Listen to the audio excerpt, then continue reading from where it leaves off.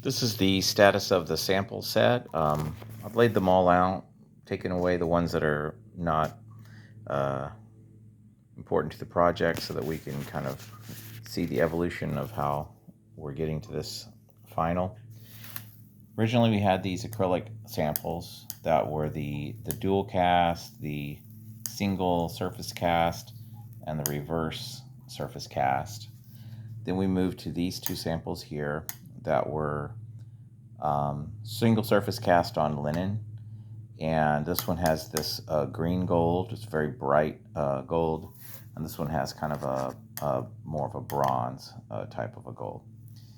Then we went to Painterly Effects, where this one has the green gold, but now it's got these Painterly details in here.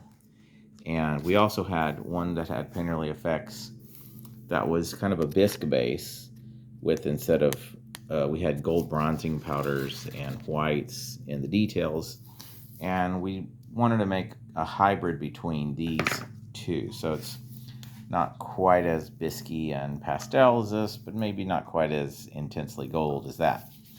Now, I've seen the space now, and it does seem to, from what the photos show, employ a green gold.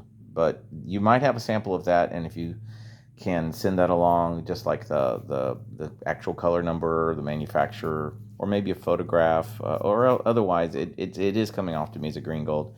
And green gold is just, if you're not familiar, it's just kind of it's a gold that just doesn't ring into the red. It's ringing into like a kind of it has a different type of a vibrancy than ringing off into the red, copper, bronze type of a thing.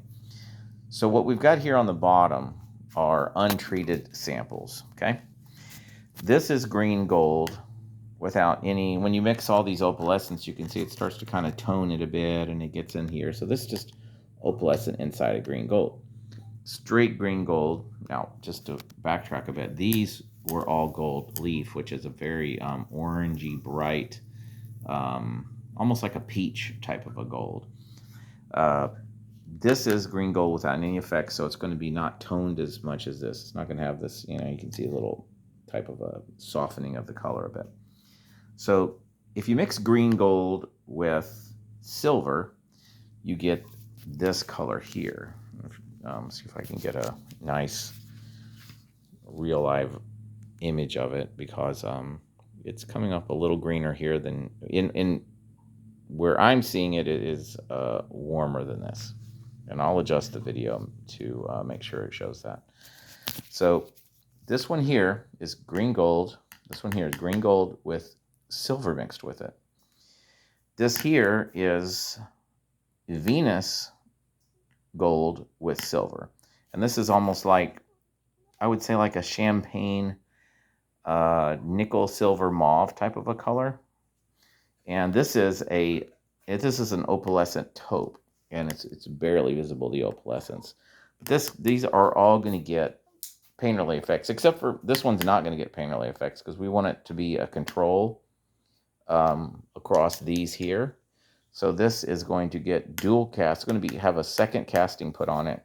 So in a sense, it's going to go kind of up here, or maybe let's say it'll kind of go next to this, and it'll be similar to this, and that'll be cast twice. And remember, these are pretty much twice as expensive, but we're going to do a double cast on this one here. So it'll be in this kind of a category of technique. So we've got these three here, and we're going to do Painterly effects on each one. So maybe before you see all the effects, you can go like, okay, well, this was this kind of light green, gold, silver vibe. This is this more mauve champagne. This is a pearlescent taupe. Now, just the same scale, this is from this other mold. Let me go over here to this other mold. Of course, it's all messy, but you can see the build of it is much heavier. This is bigger marks going across versus this mold here, where you can see this, like I said, it's more of a filigree type of a thing. So seeing my leg, seeing these two together, let's move these next to each other. This is this Venus silver here from the bigger mold versus the Venus Silver on this more, what we call the filigree type mold, the more detailed mold. And this one here can be a little taller because the mold is larger. So the spec on the size, 1300 millimeters tall, we can get out of this. Forget what we can get out of this. It's close. But this one's going to come up a tick short on height.